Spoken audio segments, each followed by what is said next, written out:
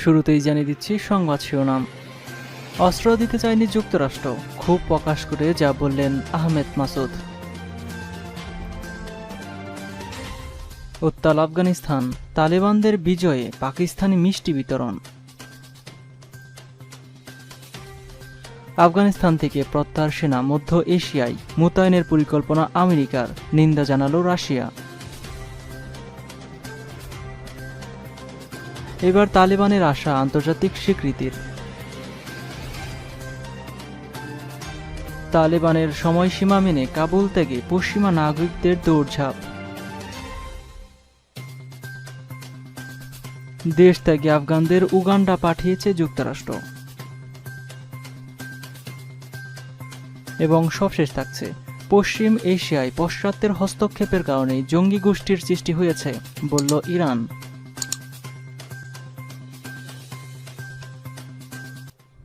এতক্ষণ শুনছিলেন সংবাদ শিরোনাম, এবার চলুন বিস্তারিত জানা যাক। অস্ত্র দিতে রাজি না হওয়ায় যুক্তরাষ্ট্রের প্রতি ক্ষোভ প্রকাশ করেছে পাংশির উপত্যকার তালেবান বিরোধী বিদ্রোহী নেতা আহমেদ মাসুদ। ফ্রান্স ভিত্তিক গণমাধ্যম প্যারিস ম্যাচে এক সাক্ষাৎকারে তিনি বলেন, আমি তাদের অর্থাৎ যুক্তরাষ্ট্র ঐতিহাসিক ভুল কিছুতেই ভুলতে পারছি না। তালিবান কাবুল দখল করার আগে আমি অস্ত্র চেয়েছিলাম, কিন্তু তারা অস্ত্র দিতে চায়নি।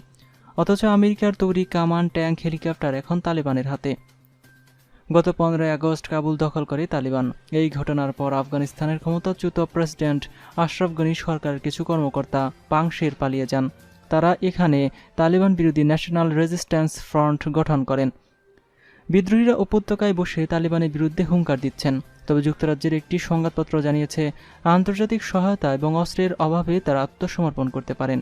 যদিও বিদ্রোহী ঘোষণার পর আন্তর্জাতিক গণমাধ্যমে প্রথম সাক্ষাৎকারে আত্মসমর্পণের সম্ভাবনা নাকচ করে দিয়েছেন আহমেদ মাসুদ। তিনি বলেন, আমি আহমেদ শাহ মাসুদের সন্তান, আমার শব্দ ভাণ্ডারে আত্মসমর্পণ বলে কোনো শব্দ নেই।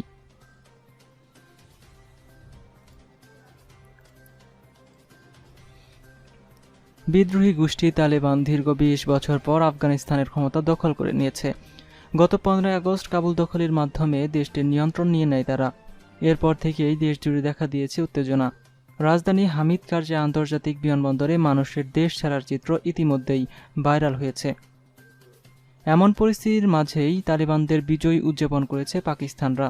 তালেবানদের এমন বিজয়কে মার্কিন ব্যর্থতা বলে অভিহিত করেছে দেশটির নেটিজেনরা। এমনটাই উঠে এসেছে ওয়াশিংটন পোস্টের প্রতিবেদনে। ভারতের সংবাদ মাধ্যমের বরাতে জানা যায়, আফগানিস্তানে তালেবানদের বিজয়ে মিষ্টি বিতরণ করেছে পাকিস্তানের বেশ কয়েকটি ইসলামপন্থী সংগঠন। পাশাপাশি ইসলামাবাদ একজন ঊর্ধ্বতন কর্মকর্তাকে নিয়ে পশ্চিমা বিশেষজ্ঞদের মূল্যায়নকে উপহাস করেছেন। এদিকে তালেবানরা পুরোপুরি আফগান দখলের পর পাকিস্তানের প্রধানমন্ত্রী ইমরান খানের বিশেষ সহকারী একটি টুইট বার্তায় বলেন, আফগানিস্তান বর্তমান দুর্নীতিগ্রস্ত গনি সরকার থেকে তালেবানদের কাছে ক্ষমতা হস্তান্তর কার্যত মসৃণ হয়েছে।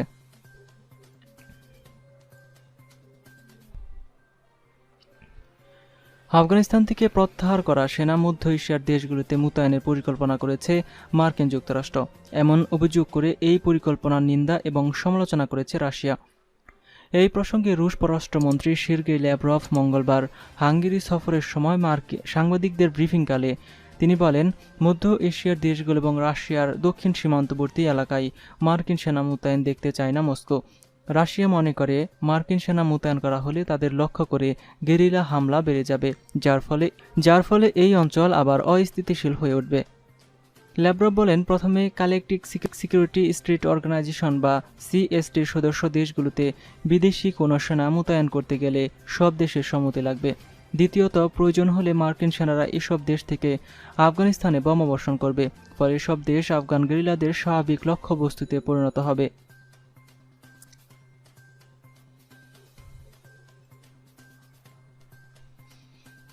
আফগানিস্তানের প্রেসিডেন্ট প্রসাদের দখল নেয়ার পর এবার তালিবানের আশা আন্তর্জাতিক স্বীকৃতির।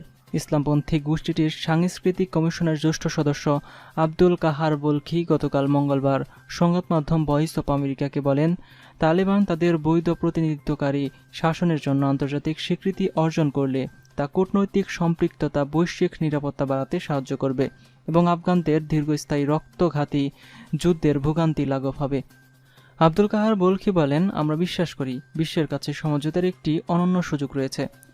কেবল আমাদের মোকাবেলা করার চ্যালেঞ্জের জন্য একত্রিত হওয়া নয়, বরং সমগ্র জাতি বা মানবজাতি এবং বৈশ্বিক নিরাপত্তা থেকে শুরু করে জলবায়ু পরিবর্তনের মতো চ্যালেঞ্জগুলো মোকাবেলা করতে সবার সম্মিলিত প্রচেষ্টা প্রয়োজন। এটি আমাদের সমগ্র জনগণকে বাদ বা উপেক্ষা করে এগুলো অর্জন করা যাবে না।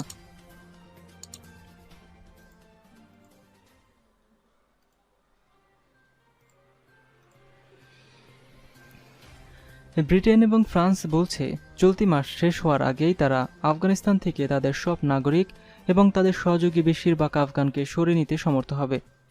প্রেসিডেন্ট বাইডেন কাবুল বিমানবন্দর থেকে মার্কিন সৈন্য প্রত্যাহারের সময়সীমা বাড়াতে অস্বীকৃতি জানানোর পর এই দুটি দেশ এই কথা ঘোষণা করল।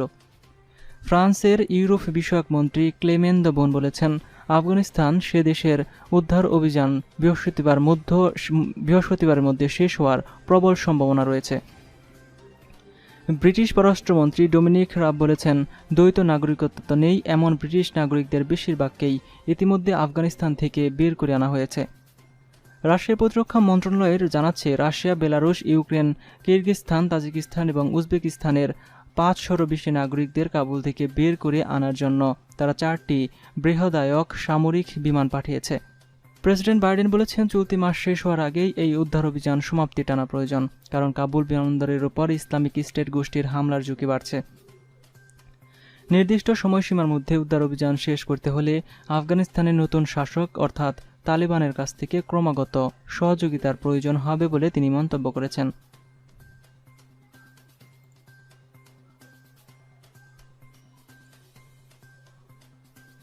তালেবানের ক্ষমতা দখলের পর দেশ ছাড়ার হিড়িক পড়েছে আফগানিস্তানে। বিভিন্ন দেশের হাজার হাজার নাগরিকদের সরিয়ে নিতে হচ্ছে, তবে তালেবানদের ভয়ে দেশ ত্যাগী আফগানদের সরিয়ে নিচ্ছে যুক্তরাষ্ট্র। এদের মধ্যে একটি দলকে উগান্ডা পাঠিয়েছে যুক্তরাষ্ট্র। মার্কিন গণমাধ্যম ওয়াশিংটন পোস্টের একটি প্রতিবেদনে এমনটাই জানিয়েছে। জানা গেছে, সাময়িকভাবে ওই আফগানদের সেখানে শরণার্থী হিসেবে রাখা হবে। উগান্ডা সরকার এবং কূটনৈতিক কর্মকর্তারা জানিয়েছেন, উগান্ডা প্রজাতন্ত্র আফগানিস্তান থেকে আসা 51 জনকে গ্রহণ করেছে, যারা বেসরকারি ভাড়া করা বিমানে এনতিব্বতী আন্তর্জাতিক বিমানবন্দরে এসেছিল। এ নিয়ে উগান্ডা সরকার একটি বিবৃতি প্রকাশ করেছে। এতে বলা হয়েছে, যুক্তরাষ্ট্র সরকারের অনুরোধে ঝুঁকিতে থাকা আফগানদের সাময়িকভাবে উগান্ডায় আশ্রয় দিচ্ছে।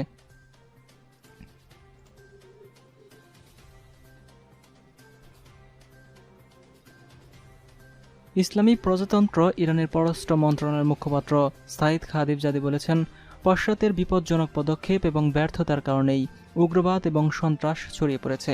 তিনি আজ সন্ত্রাসবাদের শিকার ব্যক্তিদের প্রতি সম্মান প্রদর্শন দিবস উপলক্ষে এই মন্তব্য করেছেন। তিনি আরও বলেছেন, ইসলামী প্রজাতন্ত্র ইরান প্রতিষ্ঠা লাভের পর থেকেই নানাভাবে রাজনৈতিক এবং অর্থনৈতিক সন্ত্রাসের শিকার হয়েছে।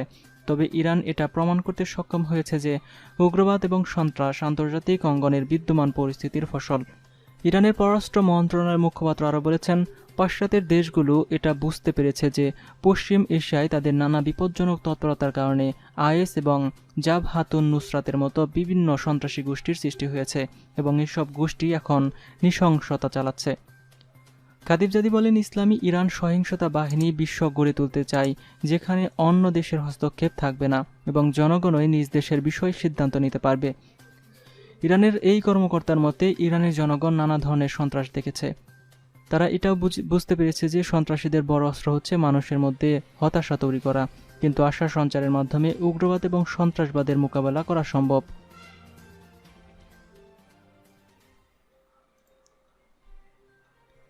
আজকের মতো এ পর্যন্তই ছিল। ভিডিওটি সম্পর্কে আপনাদের মতামত অবশ্যই কমেন্ট বক্সে কমেন্ট করে জানাবেন। বিশ্বের সর্বশেষ নিউজ সবার আগে দেখতে আমাদের চ্যানেলটি সাবস্ক্রাইব করে পাশে থাকা বেল আইকনটিতে ক্লিক করে রাখুন। এতক্ষণ সাথে থাকার জন্য ধন্যবাদ সবাইকে।